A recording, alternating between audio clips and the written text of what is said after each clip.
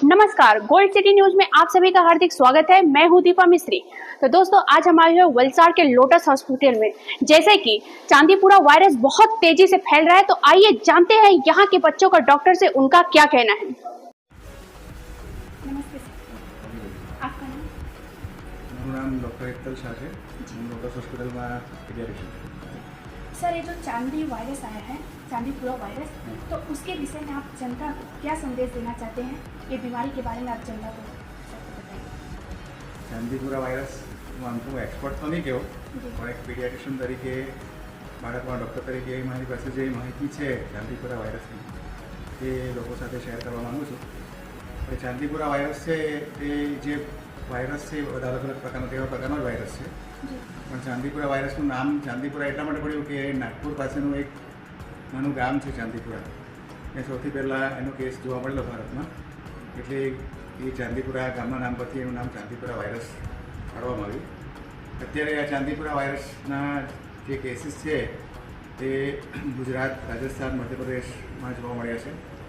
ગુજરાતની અંદર ઉત્તર ગુજરાતનો ભાગ, મધ્ય ગુજરાતનો ભાગ, ખાસ કરીને સાબરકાંઠા, પાલનપુર, પંચમહાલ જિલ્લો, ગાંધીનગર, અમદાવાદ, વડોદરા અને અમુક એમપીના અને રાજસ્થાનના સિટીઝમાં, ગ્રામીણ વિસ્તારોમાં પણ ચાંદીપુરા વાયરસના કેસીસ જોવા મળ્યા છે. અત્યારે હાલમાં લેટેસ્ટ રિપોર્ટ પ્રમાણે લગભગ કાલે અથવા આજે સવારે સુરતની અંદર સિવિલ હોસ્પિટલમાં પણ શંકાસ્પદ ચાંદીપુરાથી અફેક્ટ થયેલી એક બાળકી 11 વર્ષની દાખલ થઈ છે સિવિલ હોસ્પિટલના આઈસીયુ. હજુ એનો રિપોર્ટ મોકલાયો છે, કન્ફર્મ રિપોર્ટ આવ્યો નથી, પણ એ બાળકીમાં પણ સુરતની અંદર જે સિવિલ હોસ્પિટલમાં બાળકી દાખલ થઈ છે તેની અંદર પણ શંકાસ્પદ ચાંદીપુરા વાયરસથી થતા જે રોગના લક્ષણો જોવા મળ્યા છે. એટલે હવે બેઝિકલી આ વાયરસ વિશે એટલું કહેવાનું કે બીજા બધા વાયરસની અંદર જે અમુક સિમ્ટમ થાય તેવા સિમ્ટમ અને આ વાયરસના સિમ્ટમ ઓવરલેપ થાય છે.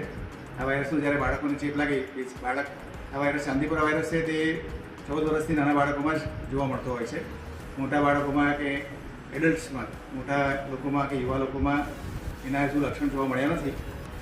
આ વાયરસની અંદર બાળકોને બહુ વધારે પડતો તાવ આવે છે. તાવ આવે પછી માથું દુખે, બાળકોને ખેંચ આવે અને અમુક બાળકોને અનકોન્શિયસનેસ કે ડ્રાઉઝીનેસ, કે બાળક ભેગું થઈ જાય, અમુક બાળક બેભાન થઈ જાય, અમુક બાળક કોમામાં જતું રહે, એવું થાય છે. એનું બેઝિકલી મેઇન કારણ છે કે ચાંદીપુરા જો વાયરસ છે તે વાયરસ બાળકોના મગજ પર અસર કરે છે. એને અમારી ભાષામાં એન્સેફેલાઇટિસ કહેવાય.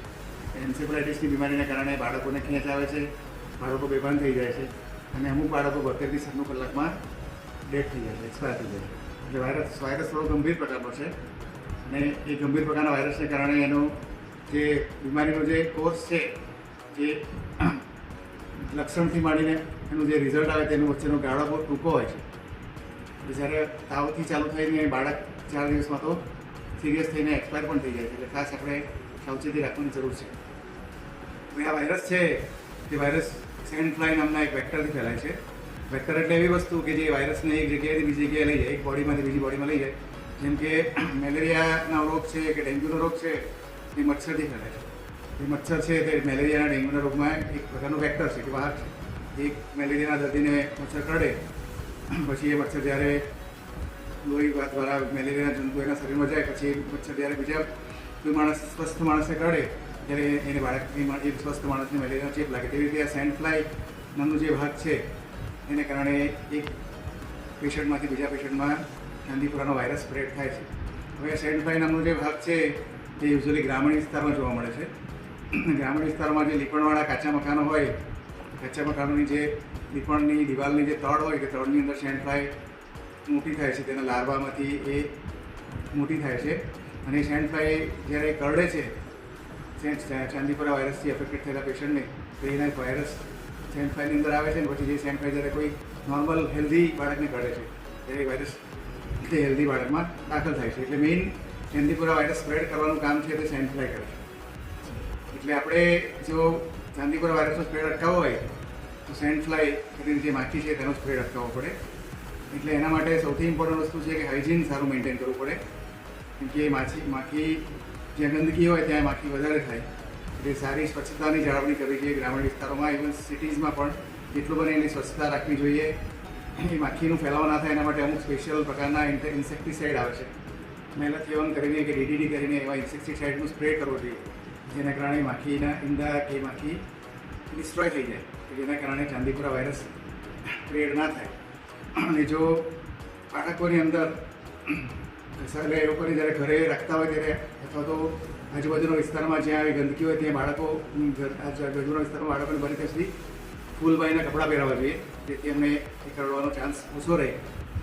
બાળકોને હાથ ધોવાની ટેવ પાડવી જોઈએ.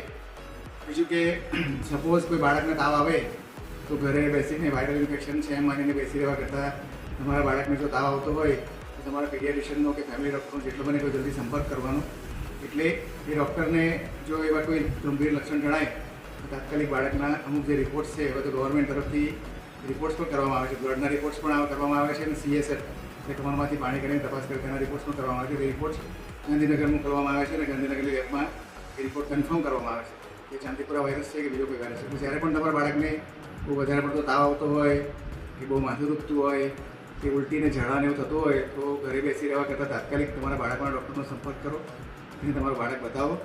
જો બાળકને ડૉક્ટરને જરૂર લાગશે એને સસ્પેક્ટ કરશે ડૉક્ટર કે એને આવું હોઈ શકે ચાંદીપુરા વાયરસ જેવું, એને એડમિટ કરીને એને જરૂરી ટેસ્ટ કરવા માટે તમને જણાવશે.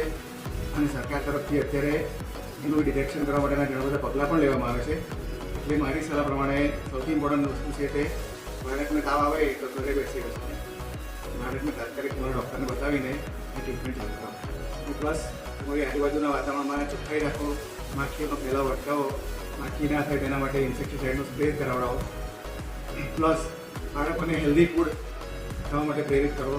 ફ્રૂટ્સ વેજીટેબલ્સ વધારે ખાય એને કારણે એમની ઇમ્યુનિટી વધે તો એવા બાળકોને અમુક બીમારીઓ થવાની શક્યતા ઓછી. એટલે એના માટે ખાસ બધા લોકોને મારે સમજાવવાનું, ગભરાવાની જરૂર નથી. આ વાયરસ કે શું આવા વાયરસના કોઈ કેસીસ વલસાડ, નવસારી કે સાઉથ ગુજરાતમાં જોવા મળે નથી, પણ સુરતની અંદર શંકાસ્પદ ચાંદીપુરા વાયરસનો એક કેસ સુરત સિવિલમાં દાખલ થયો એવું સાંભળ્યું છે. એટલે આપણે ત્યાં પણ એવો કેસ આવી શકે એટલે આપણે સાવચેત રહેવું જોઈએ. અને તરત જ કંઈ બી બાળકને લાગે, તમારા બાળકને વધારે પડતો તાવ, માથાનો દુખાવો કે ઝાડા ઉલટી કોઈ બી લક્ષણ દેખાય કે બાળક તમારું લૂઝ લાગે, ઢીલું લાગે, ડ્રાઉઝી લાગે તો તરત જ તમારા બાળકના ડૉક્ટરનો સંપર્ક કરો અને એમની પાસે ચેક કરાવો અને પછી આગળ પડતી જે બી ટ્રીટમેન્ટ એ ડૉક્ટર તમને સજેસ્ટ કરે એ ટ્રીટમેન્ટ કરાવો. Thank you.